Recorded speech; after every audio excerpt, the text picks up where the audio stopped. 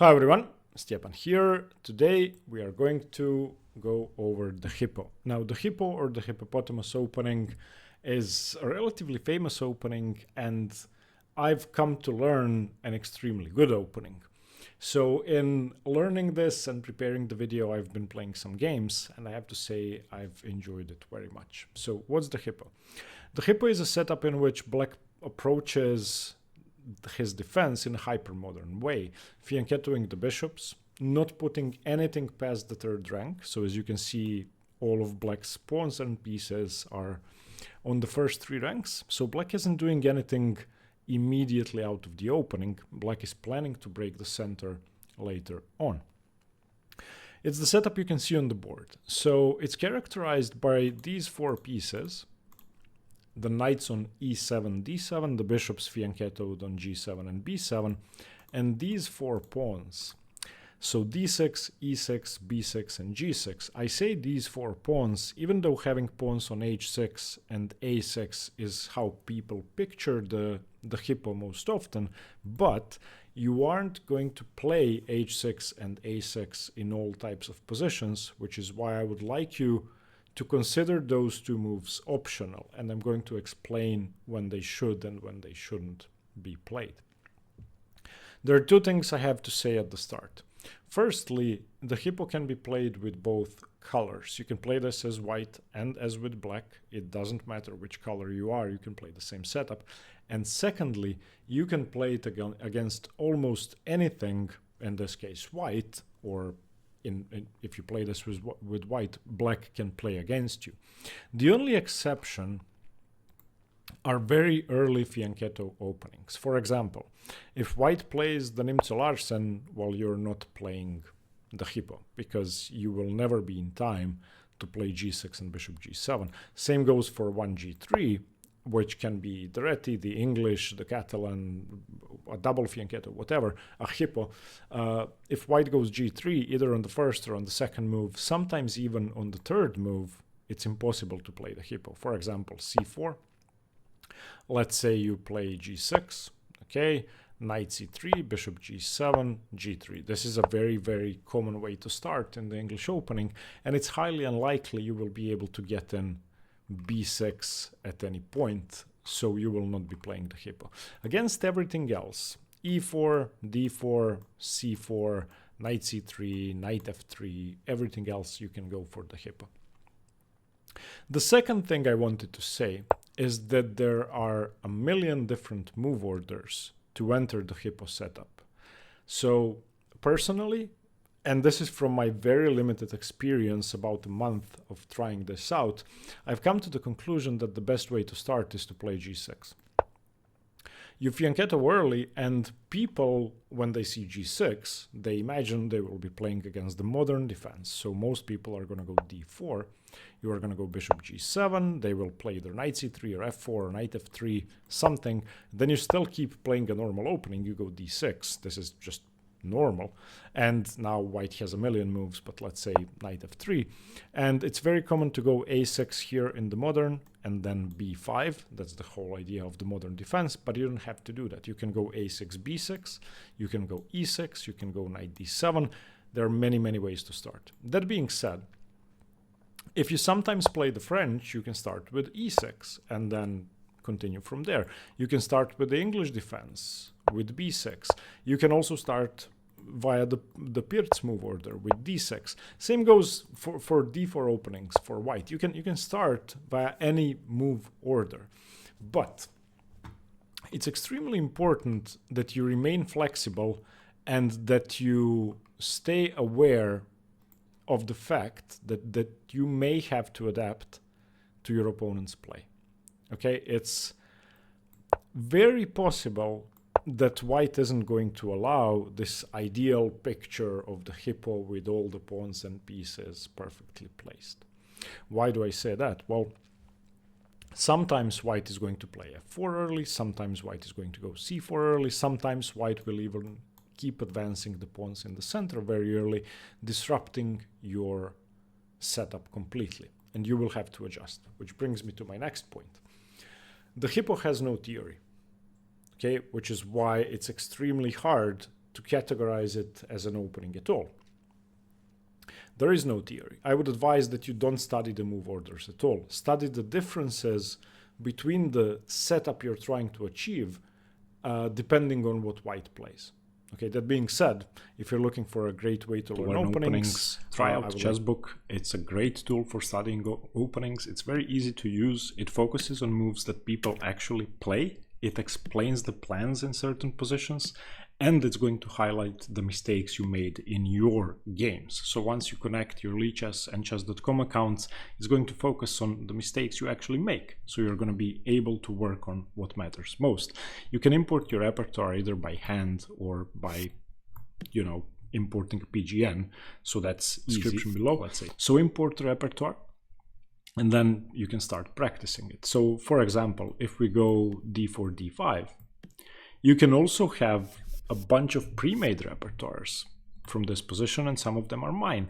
I have created a Queen's Gambit declined opening repertoire for black, so you can start with that. I have created an e4, e5 full repertoire for black, and I have created the London system repertoire for white, and you can access them through Chessbook easily.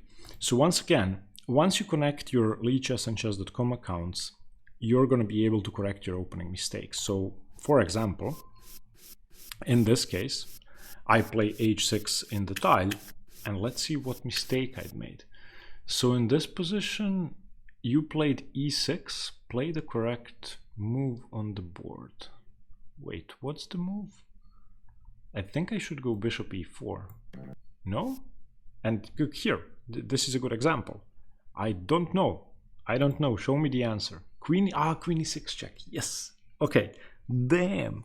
So you see what I'm talking about. I made the mistake in the game, and then once again, when I was reviewing it on Chessbook, I didn't know what to do.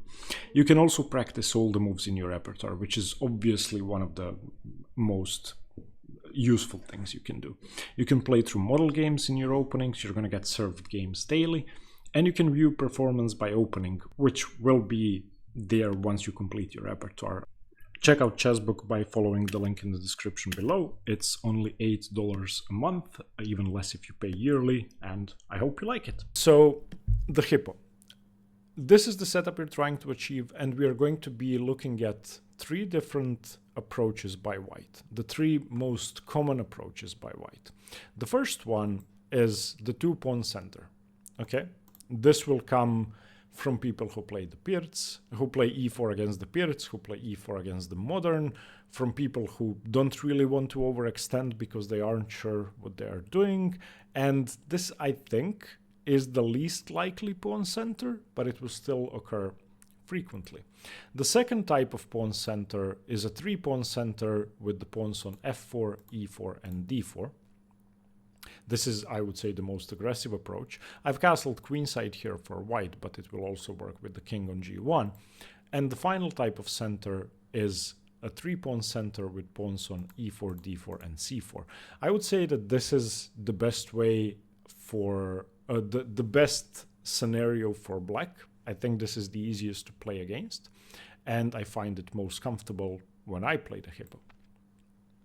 Now, this video isn't going to be theoretical. I'm not going to give you any theory you can remember. I'm going to give you as many ideas as I can, and I will try to,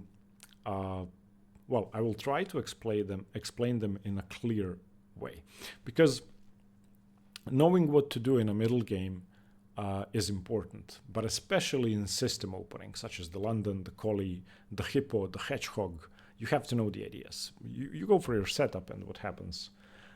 If you manage that, then that's great, but knowing the ideas is absolutely essential. Absolutely essential. So, let's start. First of all, why did I say that playing h6 and a6 is either optional or sometimes even bad? Well, here it is. First of all, h6 is a move and a6 is a move you play for a very specific reason. a6 is much easier to explain. a6 prepares b5. It also remains flexible against white's potential pawn advances on the queen side. So I will give you 2 moves for white that will prompt us to play either h6 or a6 immediately. The first move is queen d2. Queen d2 threatens to play bishop h6, exchange the bishops. Now, if you turned on the engine, it's not going to say h6 is the best move, but if we're being honest, the engine gives +1 to white in most early Hippo middle games and late openings. That can change very quickly. The Hippo isn't a bad opening, but the engine thinks they're a better move than h6. Still, h6 is absolutely essential if we are going to be playing our setup. Why? Well, we have prevented bishop h6. We don't want to exchange our fianchettoed bishops. They are what we are playing for. We're trying to break the center later on with either f5 or c5 in some cases and activate those bishops. The same can be said about a6 after a4. So if instead of queen d2, white plays a4, not just in this position, in almost any position, we now play a6. This is a very famous positional pattern. You go a6 so that you could meet a5 with b5. Okay? So a6 so that you could meet a5 with b5. Unless white immediately plays one of those moves, you don't have to play h6 or a6. You don't have to. You could. They aren't bad moves, but you don't have to. Now, let me show you two types of central positions. So FED, and then later we are going to be looking at EDC, where making those moves makes zero sense. When your opponent has a pawn on the f-file in a 3-pawn center, h6 is not a good move. And let me try and explain why. The first reason to play h6 is to prevent bishop h6. Obviously, with the pawn on f4, queen d2, bishop h6 isn't happening. The second reason for playing h6 is to play g5. With a pawn on f4, you are not playing g5 because there are a million defenders of the g5 square. You would just lose a pawn. So knight, bishop, pawn, the queen could, well, I just played queen e2 because I wanted it to be black's move. But if white has this pawn center, h6 shouldn't be a part of your setup. It's a waste of time. Don't feel obliged to play the Hippo from a textbook. Just try to adjust. And the same can be said about the EDC pawn center. Now, why do we play a6 in the Hippo? We play it to prepare b5. If there is a pawn on c4 and a million defenders of the b5 square, b5 would simply lose a pawn. So why would we play a6? There's no reason to play a6. So don't play a6. Play something else. So that, I think, is a very, very important thing that many inexperienced players neglect. Now let me talk about the Hippo in general a bit. So let's say we have this position. If you play the Hippo as black, and especially if you play it with both colors, your opponent, who normally play, I don't know, e4 and know 25 moves of the Spanish and know 25 moves of the Alpine Sicilian and know 25 moves of whatever, they aren't going to have experience in this opening. The main benefit of playing a system opening is that you, as black, play it over and over and over again. You play the Hippo every game, not just against e4, you play it against everything if you can, and your opponent sees the Hippo once in every 50 games. So you will have a lot more experience, again, especially if you play it with both colors. So I think that's a very important upside for choosing an opening like this. And if I'm going to be honest, I'm going to have it in my repertoire as a surprise weapon from now on. I really love the idea of an opening like this. The downside, of course, is that you, for now, have no central control. Your opponent has a lot more space, much freer development, and several ideas that you don't. That being said, in this least threatening pawn center for white, so 2-pawn center, the least ambitious pawn center, once white finishes the classical development, the rooks are on the only two files where they should be, the bishops are okay, the knights are optimal, there are 2 pawns in the center, the queen is in d2. What does white do? What does white do? Let's just play, let's play a6. Okay, fine, a6. What does white do? It's very unclear what white's plan should be, whereas black, as we're going to see, has 4 different types of plans I'm going to go over that sometimes work and sometimes don't. You're going to have to adjust. So what white does in most of these positions is they try to free up one of the pawns, either the f pawn or the c pawn. Once they do, something starts to happen, but black is usually in time to react properly. You shouldn't think of the hippopotamus as a reactionary opening. You're not waiting for white to do something. You're waiting for white to choose a setup, and then you react accordingly. You break the center one of 4 different ways. As far as castling goes, in my experience, castling kingside is the way to go, always. I've seen games with queenside castles, but only after white has committed their king, and I really think that castling kingside is the best way to go. Now let's go over black's plans, or white's plans if you play the hippo with white. There are 4 types of plans. First of all, we need to look at reactions. This is 5th, and the 5th part of the plan, it's how you react to certain moves. So if white pushes one of their central pawns, we have to know how to react. The first pawn push that's very common that I've seen on all levels is d5. I'm not saying white should play d5 here. I'm just trying to show you what the usual reaction to d5 should be. Against d5, black should play e5. Why? Even though the bishops are now locked in, we have a very, very natural pawn break with f5, and you could consider this an improved Indian opening, like the King's Indian defense or the King's Indian attack, or whatever you want to call this, a double fianchetto. When the center closes on one side, you have what I call a free pawn break on the other side. So now f5 is happening. Once f5 happens, white is going to have to deal with 2 pawns marching forward if you recapture with the g pawn, and if you recapture with the knight, 1 pawn. So if white plays d5, we usually go f5. E5 and then f5. So let's say h3, f5. Okay, what should white do? I mean, we're threatening to win the bishop. If takes, once again, we're threatening to win the bishop. Sometimes you take with the knight, sometimes you take with the pawn. Usually, if there's a pawn on d5, if the center is locked and secure, taking this way, the King's Indian defense way is correct. Now, of course, white isn't going to go d5 carelessly if they're an experienced player, but when they do, you should usually play e5. The second advance in the center white has is e5. In this case, it loses a pawn. So it's a very stupid move. Let's say it didn't lose a pawn. Let's say instead of a6, we went knight b8, which makes no sense, but just to put a position on the board that doesn't lose a pawn. When they go e5, we don't play d5. We don't close the center on the other side of the board, simply because the c5 pawn break isn't as promising. White's king isn't on the queen side. Even though this is perfectly playable, I would recommend that you go a different way. We want our bishops active.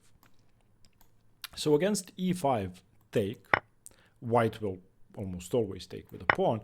And what we got here is the f5 square. And we can play knight f5. We can also go knight d5 in many positions. Very often black is able to win this bishop, and in a wide open center like this one, that could be crucial. Another thing that's happened after a pawn lands on e5 is that bishop f3 and bishop takes e5 become a tactical motif if your rooks are connected, if you're not hanging any material. So those are the reactionary plans I wanted to mention. Unless white in a 2-pawn center plays e5 or d5, or changes the center to a 3-pawn center, fed or edc, not much is going to be going on. Again, if they play a4, you go a6. Okay, now, black's plans. Black has 4 different types of plans. I would categorize them as follows: risky plans and plans that aren't risky. The non-risky plans are getting the knights to c6 or f6. The reason to do that is to put pressure on the central pawns. and to reroute the knight somewhere else. For example, in this case, the move knight f6 makes a lot of sense. Not only is the knight putting pressure on e4, but it's also threatening to go to g4 and pick up the bishop on e3 in some cases. This move will often provoke the advance e5. Once e5 happens, once again, we know what to do. Takes. Now we have the option to go back, which we could do because it puts pressure on the d pawn. But since we aren't castled yet, it could be risky due to the pin. So we can also go knight d5. And knight f6, if it provokes e5, will lead to a position where you have this nice d5 square for your knight. Again, maybe you take on e3 and so on. If they don't play e5, which I think they shouldn't do, they are going to defend the pawn, and white should of course play bishop d3 and keep the center flexible. Usually overcommitting with e5 or d5 for white is a big mistake. The second non-risky plan, in my opinion, is to play for g5 or b5 and get your knights to g6 or b6. One thing that I need to point out, in positions where white hasn't played h3 and lost the tempo on h3, g5 is extremely risky, especially if you have castled and they haven't, or if white is castled queenside and your king is on g8. Why? Because if you play g5, white has h4. And h4 is a famous positional pattern to disrupt an advance on one side of the board. So don't play g5 carelessly. Experienced players are going to go g4, and your position might just collapse. So now the g pawn is under fire, and this is very, very risky for black. So let's try to play it on the other side of the board. a6, let's say h3, b5. And now the plan is knight b6. And this knight will have influence over a4, c4, and d5, which helps control the center. So these are the non-risky plans. Again, don't go for them if they are no good. In this case, g5 is no good. I'll just show you g5 if white doesn't react, then it's great. So let's say white plays h3, we go knight g6, and now we have a great position. The knight's looking at f4, it's preventing h4 for the moment, because white's king will be wide open after something like rook g8. And yeah, if you accomplish this, this is great. Now for the risky plans. The risky plans are playing f5, c5, so the flank pawn breaks, or d5, e5. I should say that playing e5 or d5 is almost never good. I would avoid doing that, but sometimes it's the only thing that can be done. And sometimes if your flank pawn breaks don't work in a position like this, you might be tempted to do that. The problem with both of these moves is that white can close down the center. For example, in this case, this is fine, we have f5, but if we go d5, closing down the center this way isn't good for us because our bishops don't really look that good anymore. So in most cases, this isn't good. For example, takes, we would now have to take with the knight, because taking with the pawn would block in our bishop. Now we cannot castle because the knight is hanging. If we move the knight, white makes a bunch of trades and our bishop on g7 is stuck, and the bishop on b7 isn't good either. So those two moves I don't think you should play for almost ever, unless there is a very specific way to play them. And finally, f5 and c5. Now these two moves work in three central pawn positions. If there are pawns on f4, e4, and d4, you play for c5, and if there are pawns on e4, d4, and c4, you play for f5. When your opponent has a strong center, you can break it from the side. So let's say f5 here, e takes f5, knight takes f5. If you don't have a pawn on e5, it's very smart to recapture on f5 with the knight and put pressure on this bishop. And now you've achieved something. You have a very active knight. Your queen can come out to e7. You can castle. You have the semi-open f file, and you just have a good position. In an FED center, playing c5 is very similar. Now you don't have to do this in this exact position. It's fairly risky because your queen is on d8, so it makes very little sense. But if we, let's say, make another move, then c5 becomes playable. You're trying to attack the center from the flank. If this is taken, we can take, in this case, with the b pawn, because the b file becomes semi-open. So attacking the center from the flank is a very good idea when your opponent has a 3-pawn center. It also works in a 2-pawn center. For example, in this position, I believe one of the best moves is f5. And you're trying to activate your pieces, and f5 makes a lot of sense. If this is taken, once again, if there's no pawn on e5, if the center hasn't been locked down, I would recommend that you take with the knight. Don't play f5 before you castle, because as you can see here, white's rook is lined up with your king. And the same goes for any type of e5 advance. If your opponent's pieces are lined up on the d file, then e5 would just lead to a horrendous position, because now the rook and queen are active. And if you take with the knight, then, well, these pawns could start moving forward, so that's no good. So the Hippo, and I hope this was useful. I tried to make it as simple as possible. I wanted to pretend that I was trying to learn the Hippo myself, which is what I have been doing for the last 30 days. And I wanted to find a concise way to explain the main ideas in less than 20 minutes. I don't think I've been successful when it comes to less than 20 minutes, but I hope the basic ideas can get you going. The Hippo is about experience. You need to play a game, learn from your mistakes, apply what you learned, and play the next game. I think there are a couple of books on the Hippo, but I believe you should just start playing. What I said in this video should be enough. It has been enough for me. I played my first 2 games against a friend who plays chess. He's 1700 and an absolutely insane player because he wants to checkmate you and go for tactics in every single game. And I beat him twice. And I actually had a crushing attack down the f file in both games. So just start playing it. That's what I did, and it worked for me. If you have any questions, please let me know in the comments below. I know that this was a very uncommon opening video. It wasn't an opening video at all. It was more like a late opening, early middle game video. Anything you want to ask below. I may not be able to answer it because I won't know, but I'll do my best. Thank you for watching. Stay tuned for more chess and see you in the next one. Bye-bye.